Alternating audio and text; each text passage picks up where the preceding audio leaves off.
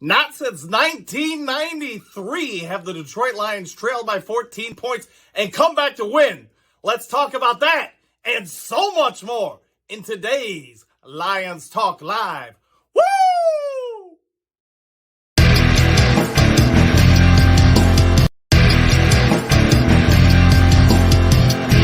Well, greetings and salutations to everybody out there in YouTube land. I'm your host, Dan Thornton, and I'm sure if you're a Lions fan like me, today feels like heaven, joy, drinking endless amounts of Mountain Dew, whatever it may be. The Lions pull a stunning comeback in the fourth quarter.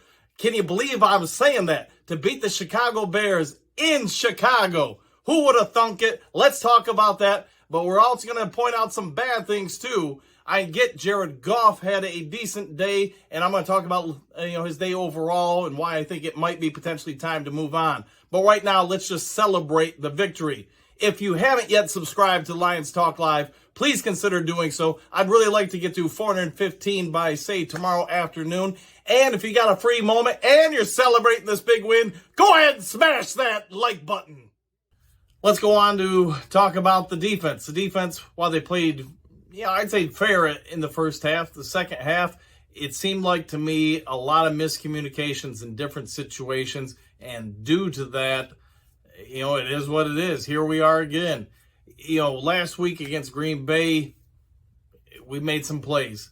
Today, I thought, we had a play or two in the first half, but nothing that we could consistently do to stop Fields, to stop the running game, to stop the RPOs of the Bears, and ultimately it killed us. The play action killed us, what was it, midway through the third quarter, the long pass to the tight end for the Bears, Komet.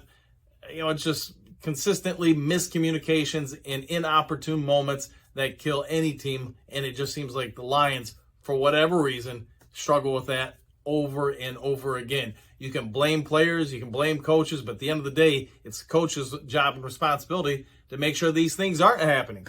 So whose fingers are you going to point at? Who? I'm going to point them right at Dan Campbell and Aaron Glenn. Continuing with the defense, hey, let's be honest.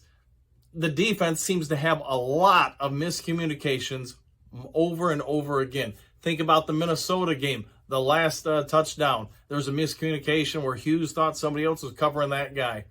Today with Komet, there was clearly miscommunication, and you had 3 or 4 defenders looking at each other. I thought you were covering him. I thought you were covering him. And you want to know why this team doesn't win close games? It's situations like this. Blame Aaron Glenn if you want, and I'm not saying he shouldn't be blamed, but at the end of the day, the blame's got to go to the top. Motor City Dan Campbell, who are you? You're the head coach. If your teams keep doing this, it's on somebody else or it's your responsibility. I want to say this right now. He should be looking at himself dead in the eyes. Now I want to jump on and talk about the offense real quick. Let me know what you think in the comment sections below. But I'm going to say this. 3rd and short, 4th and short. Am I the only one out there that says, hey, we can't run it on 3rd or 4th and 1 because everybody gets into the backfield and kills running backs.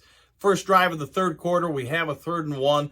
We go right to Jamal Williams, and he is slammed in the backfield. Why? Because our interior run blocking is terrible. I don't know if you're going to blame it on the center, the guards, or whatever, but we get killed in the backfield anytime it's short yardage situation. Think about Dallas. Think about today. You could probably think about 10 other different times throughout the season. That's got to be fixed if you're a team like Dan Campbell says that is based on the run. And here we are, 3rd and 1, 4th and 1, and we can't run it for inches. Continuing with the offense, I want to say this. I'm not a Goff fan or a hater, but I'm going to say this. Even though that fourth quarter interception where he was trying to lob it into a wide open Swift in the end zone got picked off by Sam Borg of the Bears, if he just can put air under that thing, it's an easy touchdown. The fact that I'd say we'd seen enough of Goff to be able to say this fairly about him. He's an average, probably below average NFL quarterback. It's not that he doesn't have his moments where he can do a lot of good things. It's just he can't do them enough consistently to maintain. So with all the good and bad he can do, I'm going to say this. if the Lions draft quarterback next year, maybe Goff's around just for the first few games or half the season to let that kid develop and get ready. But I'm going to say this. I think as a Lions fan, we all have to admit it's time to probably start looking to move on from Goff.